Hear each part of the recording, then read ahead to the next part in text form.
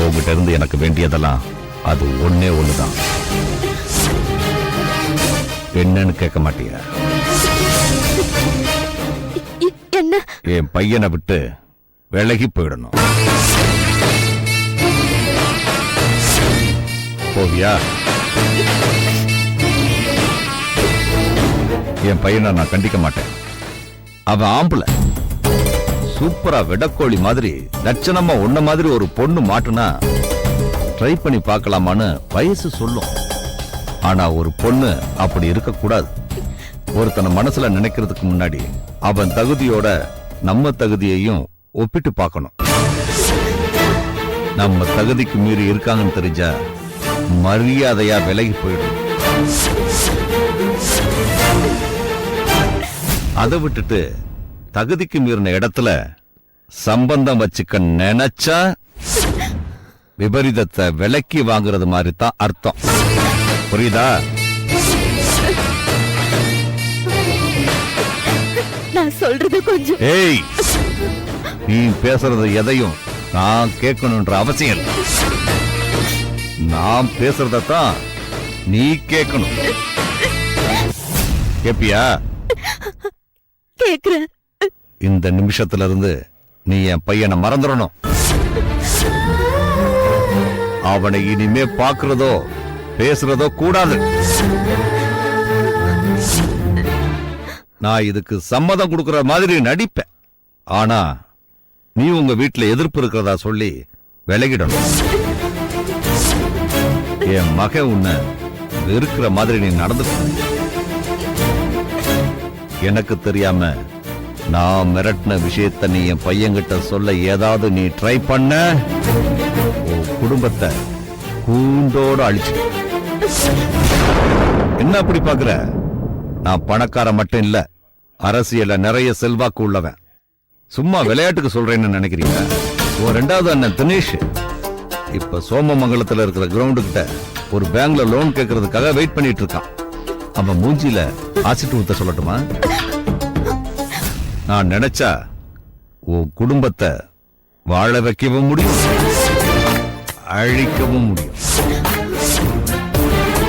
நீ உன் குடும்பத்தை வாழ வைக்க போறியா இல்ல அழியட்டும்னு என் மகனோட வாழ போறியான்னு நீ தான் முடிவு பண்ணணும்.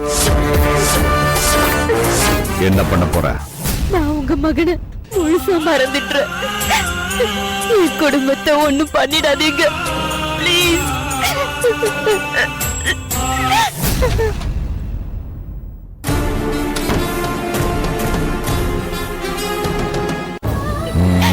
Very good. கண்ணை தொடச்சுக்கோ.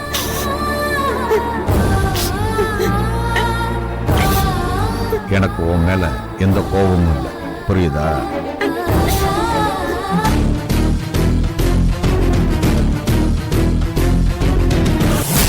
இன்னைக்கு நீ என் பையன்கிட்ட சிரிச்சுக்கிட்டே இருந்து பேசிட்டு கிளம்பிடும். நாளையில இருந்து நான் சொன்னது மாதிரி நடந்துக்கணும், சரியா? சரி. Good girl. அப்பா, பிரமோத் வந்துட்டான். வா, கண்ணை தொடச்சுக்கோ.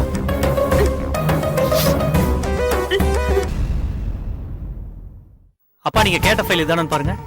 எஸ், இந்த ஃபைல் தான். பிரிச்சு கூட பார்க்கலையேப்பா? அதுக்கு அவசியமே இல்லப்பா. கலரை பார்த்த உடனே கன்ஃபார்ம் ஆயிடுச்சு. இதுதான் அந்த ஃபைல். என்ன சொல்ற உங்க மருமக? எனக்கு ரொம்ப பிடிச்சிருக்குப்பா. உலகம் முழுக்க தேடினாலும் இப்படி ஒரு குணவதியான பொண்ணு நம்ம குடும்பத்துக்கு கிடைக்க மாட்டாங்க. அப்பா, குடிக்க ஏதாவது கொடுத்தீங்களாப்பா? ஐயோ, பேசிட்டே இருந்தல்ல, நான் மறந்துட்டப்பா. ஒரு நிமிஷம் இரு.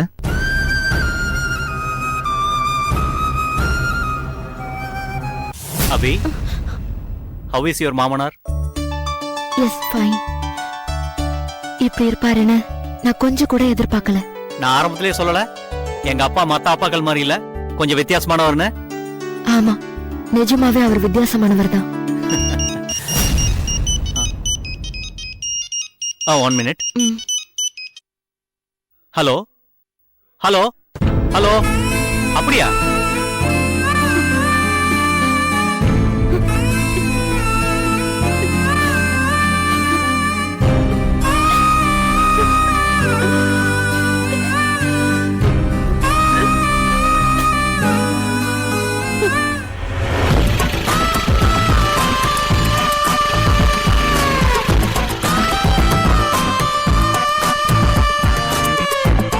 அப்ப நான் கிளம்புறேன் துளசி சார். மேடம், என்ன? இவ்ளோ தூரம் வந்திருக்கீங்க, வீட்டுக்குள்ள வந்து ஒரு கப் காஃபி சாப்பிட்டு போனா சந்தோஷமா இருக்கும் மேடம். வேண்டாம் துளசி சார். மேடம் ப்ளீஸ் மேடம், என்னோட உயிருக்கு சமமா நான் நேசிக்கிற எழுத்தாளர் விஜய பிரபாவதி நீங்க உடல்நிலை சரியில்லாத இந்த மாதிரி நிலைமையில என்னை வீட்டு வரைக்கும் கொண்டு வந்து விட்டுட்டு போறீங்க. பெரிய மனசு உள்ளவங்க நீங்க செய்யற இந்த விஷயங்கள் எல்லாம் எங்க வீட்ல உள்ள சாதாரண மனிதர்களுக்கும் இது தெரியணும் மேடம். அகந்தை இருக்கிற எத்தனையோ எழுத்தாளர்களுக்கு நடுவுல என்னோட அபிமான எழுத்தாளர் ரொம்ப மென்மையானவங்கன்னு நானும் சொல்லிக்குவேன். Please madam. மொத்தத்துல உங்க வீட்ல காஃபி குடிச்சிட்டு தான் என்ன இங்க இருந்து போக விடுவீங்கன்னு சொல்லுங்க. ஐயோ, அப்படியெல்லாம் இல்ல மேடம். சும்மா சொன்னேன். வாங்க. தேங்க்ஸ். வாங்க மேடம். எனக்கு தெரிஞ்சவங்களுக்கு டிஃபன் வேணாம், சாப்பாடு வேணாம். உங்க புக்கு மட்டும் இருந்தா போதும், அவங்க படிச்சுக்கிட்டே இருப்பாங்க மேடம். நீங்க இன்னொரு வாட்டி என்ன மேடம்னு கூப்பிட்டீங்கன்னா நான் இனிமே உங்க வீட்டுக்கே வர மாட்டேன். ஐயோ, அப்படி எல்லாம் சொல்லாதீங்க. உன் முழு பேரை கூப்பிட ஒரு மாதிரியா இருக்குது. சாதாரணமா பிரபான்னு கூப்பிடுங்க. எங்க கூப்பிடுங்க. சரிங்க பிரபா. மறுபடியும் இங்க எதுக்கு? நான் உங்களை விட சின்ன பொண்ணு தானே. சரி பிரபான்னு சொல்லுங்க. சரி பிரபா. அது இவங்க அப்பா கூட இவன மாதிரியே புக்கெல்லாம் நிறைய படிப்பாரு. எழுத்தாளருங்க வீட்டுக்கு வந்தா சுபிச்சமாகும்னு அவருக்கு ஒரு நம்பிக்கை. அவருக்கு பிடிச்சவங்கள எல்லாம் கூப்பிட்டு பார்த்தாரு, ஆனா யாருமே வரல. ஆனா இவன் கூப்பிட்டு நீங்க வந்திருக்கீங்க. அவர் ஆசையை நீங்க நிறைவேற்றிருக்கீங்க. நீ நல்லா இருப்பமா. ஆமா, இவன் முன்னாலே பழக்கமா? இல்ல இல்ல, இன்னைக்கு தான் பழக்கம். ஒரே நாள் பழக்கத்துல அண்ணன் கூட வீட்டுக்கே வந்திருக்கீங்க. You are great. நான் வீட்டுக்கு வந்ததுக்கு அதை விட ஒரு பெரிய காரணம் இருக்கு. என்னமா அது? ஆக்சுவலி துளசி சார் உங்ககிட்ட சொல்ல வேண்டான்னு தான் சொன்னாரு. இருந்தாலும் நான் சொல்றேன். என் கூட பேசிட்டு இருக்கும் போதே அவருக்கு வலிப்பு வந்துடுச்சு.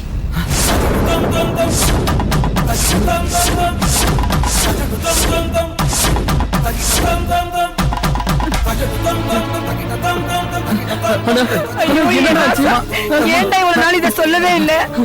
ஏன்டா இது எங்க கிட்ட பயப்படாதீங்க. டேய், ஒண்ணும் இல்லடா, ஒண்ணும் இல்ல. சாரி மிஸ்டர் துளசி.